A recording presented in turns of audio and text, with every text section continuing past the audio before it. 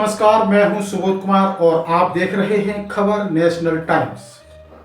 क्या जय श्री राम अब आस्था का नारा है या सियासत का हथियार?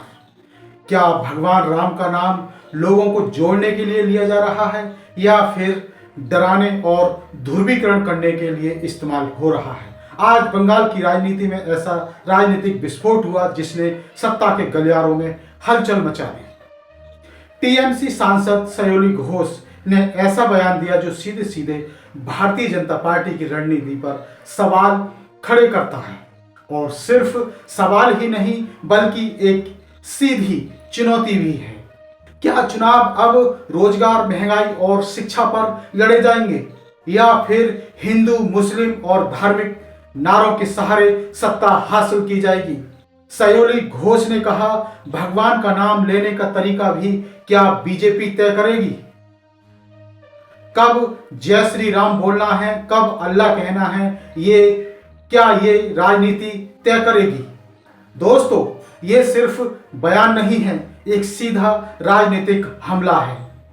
सयोली घोष ने खुलकर आरोप लगा दिया कि बीजेपी धर्म का इस्तेमाल कर रही है लोगों को बांटने के लिए। उन्होंने कहा कि बंगाल की संस्कृति में राम भी है, रहमान भी है, दुर्गा पूजा भी है और ईद भी है, लेकिन अब इस मेल जोल को तोड़ने की कोशिश हो रही है। और सबसे बड़ा बयान, इस बंगाल में हम बंगाल में बीजेपी को कभी जीतने नहीं देंगे। ये ममता दीदी का दिल है, जान है।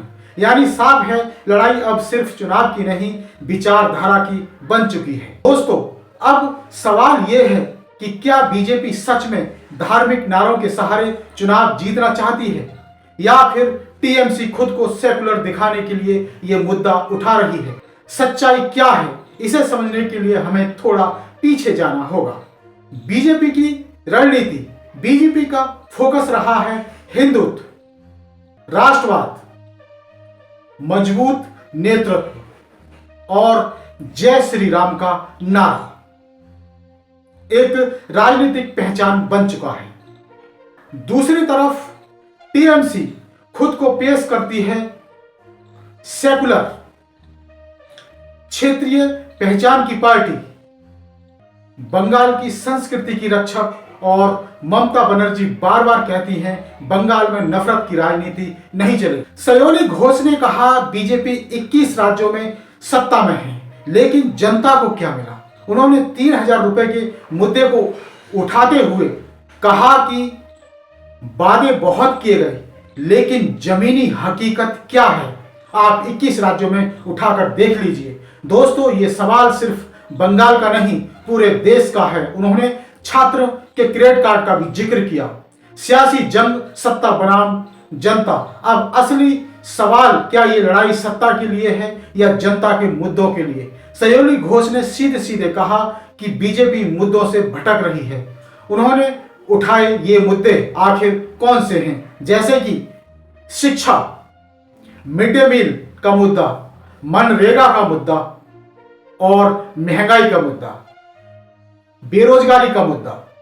और उन्होंने आगे कहा कि इन पर बात करने के बजाय धर्म की राजनीति कर रही है भारतीय जनता पार्टी। दोस्तों, ये वही बंगाल है जहां दीदी की पकड़ मजबूत मानी जाती है।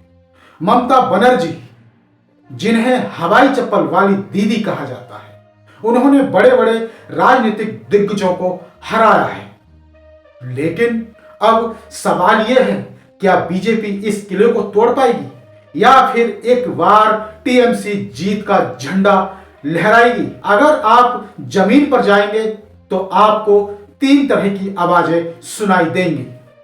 कुछ लोग कहते हैं कि धर्म हमारी पहचान है, इसे राजनीति से अलग नहीं किया जा सकता। कुछ लोग कहते हैं हमें रोजगार चाहिए, धर्म नहीं। और कुछ कहते हैं दोनों पार्टियां अपने अपने एजेंडे चला रही हैं। निष्कर्ष, असली फैसला किसका है? दोस्तों, सच्चाई यह है कि चुनाव में आखिरी फैसला जनता करती है। ना बीजेपी करेगी और ना ही टीएमसी करेगी। जनता ही असली राजा है। और अगर जनता को लगेगा मुद्दे सही हैं तो वो वोट भी देगी। अगर लगेगा कि सिर्फ भावनाओं से खेला जा रहा है तो जवाब भी देगी। दोस्तों, अब सीधा सवाल आपसे है, क्या जय श्री राम का नारा आस्था है या राजनीति? क्या चुनाव विकास पर होना चाहिए या फिर धर्म पर? क्या बीजेपी इस बार बंगाल जीत पाएगी या ममता बनर्जी फिर जीतेंगी? अपनी राय हमें कमेंट में जरूर दीजिए।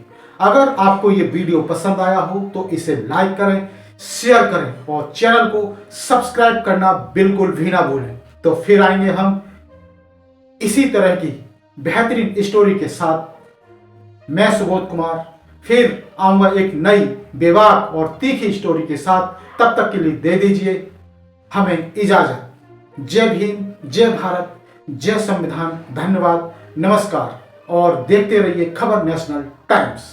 धन्यवाद।